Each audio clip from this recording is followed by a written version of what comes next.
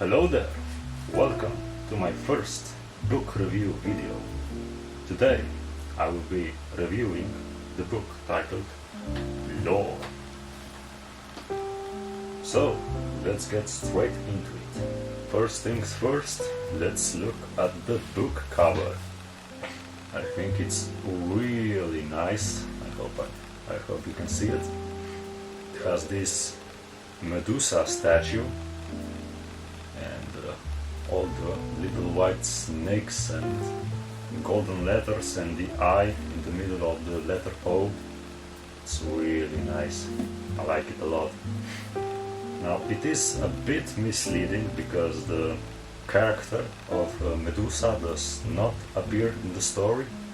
She is mentioned one time and her head is used as an icon on a shield that is quite important to the story, so she's not in the book, but her head is drawn on the shield, so she kind of, not really, but overall, yeah, I really like this book cover, this book design. Super nice. Now let's get into the story of this book. So the basic plot goes something like this. Zeus got angry with the other, Greek gods, so he made it that every 7 years, for 7 days, the other gods, not himself, are no longer immortal, and they can be killed and their power can be stolen.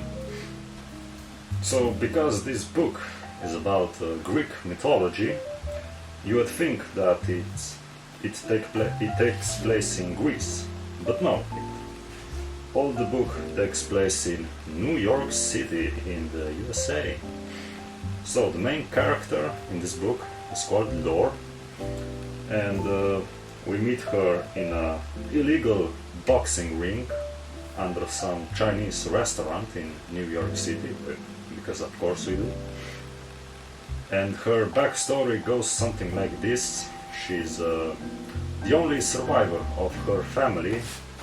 Her family got killed when she was very young, and basically she made a vow to herself that she would not repeat the same mistakes as her family did, and that she will try to survive.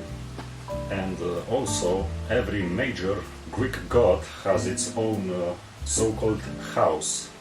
It's like almost like a clan, you would say, and those houses have hunters, and the hunters, they keep their god protected, and they try to kill the other gods and steal their power. And one night she gets this mysterious sudden visit from one of her childhood friends that she hadn't seen for 7 years, and when she gets back home, she also finds at her doorstep wounded Athena, one of the last original Greek gods that has not been killed yet. Pretty much every other major Greek god has been killed and their power stolen by some other new god. And they make a deal, basically. She would heal her and Athena would help her kill this new god that is trying to end the world, basically, and he seeks power and all that stuff, so they try to take him down. And they are also on the hunt for Athena's shield that she carries around, and it was a gift from her dad Zeus all those years ago, all those centuries ago, basically. And all this story takes place basically in 1 week. All these 500 pages happen in a couple of days. So yeah, the story is basically the main character Lore, Athena, and her childhood friend, I think his name is Castor, something like that. They try to stop the new powerful god that is trying to take over the world and survive the weekend, not get killed. and find Athena's shield. And that's pretty much it. You know, that's the basic plot. Okay, so let's talk about how well this book is written. There are quite a few action scenes in this book, and I had real fun reading them, so I think they are well written. But there is also quite a lot of dialogue, you know, characters talking with one another between the fighting scenes, so it does get a bit slow at times, I will say that, but you know, it was fine by me, not a big problem by me.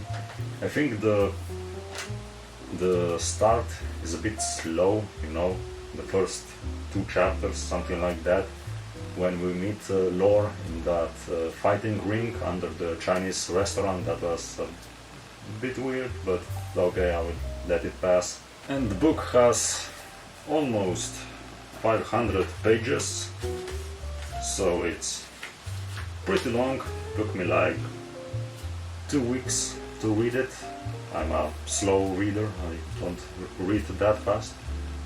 And like I already said, the whole story takes place in New York City, and for someone like me who has never visited New York City, or never visited USA to be exact, I thought it would, you know, describe it a little bit better, you know, visit some iconic locations like, you know, Statue of Liberty, okay, it visits Central Park, but that's about it. You know, Empire State Building or stuff like that, it doesn't really do that, so I don't know. I mean, it's still good, it's still nice. And I also think that the ending, you know, the final chapter is very well written. I really enjoyed the ending. I liked it a lot. I think it's well written. Now let's get into the things that I didn't enjoy about this book. And I already mentioned, you know, that sometimes it's a bit too much talking, not enough action, but you know, I can look past that. But there's one major thing that I didn't enjoy about this book, and there's this one chapter that stands out, and it's a bit different than all the other chapters, and that is because the chapter is woke. Yeah, you heard me right. One chapter is really woke, you know, it's trying to send that political message, you know, it goes, oh, all men are bad, all men want war, all men are the same, woman strong, woman independent, and all that crazy bullshit, and it really doesn't add anything to the story. Like, you can take that whole chapter out and it wouldn't make a difference. Really, it has no impact on the story. I have no idea why the author had to keep it in. I guess she tried to send, you know, the political message. I mean, welcome to 21st century, so yeah, I really cringed when I read that chapter, and like I said, if you take it out, it literally doesn't impact the story in the slightest. So yeah, that's one major thing I didn't like about this book.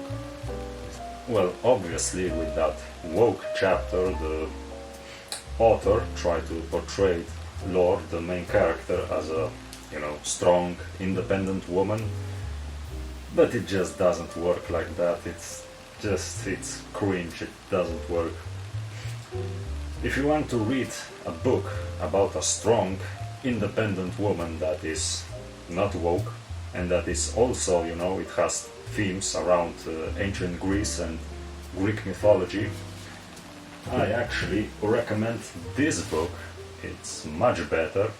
It actually has a strong, independent woman that works way, way better and with no woke stuff, so if you are interested, read Circle, Circle, Circle, I don't know how to pronounce this this book title, but I think I will review this book one day because it's really nice. I really enjoyed it. Okay, let's talk about the book characters next.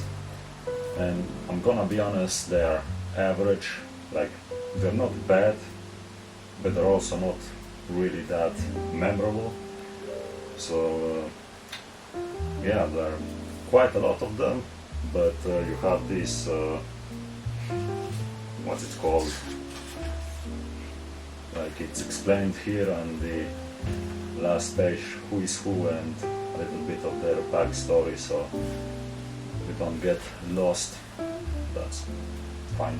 There's a little bit of romance story going between the main character Lore and her childhood friend Castor, but to be honest, I didn't really care about that. I actually didn't really care that much about any of the characters. I mean, they were fine, but like I said, nothing too special. You know, didn't really connect with them. Okay, but overall, how would I rank this book from 1 to 10? And like I said, except that one chapter that got woke, the rest of it, it's actually pretty interesting. It's pretty good, you know. It does get a bit slow sometimes, but it's really nice. So I would give it 8 out of 10, but because of that woke chapter that left a bad taste in my mouth, I will give it 7 out of 10. So that is 7 out of 10 for Lore. So anyway, thank you all for watching and see you next time with another book review. Have a nice day. Peace.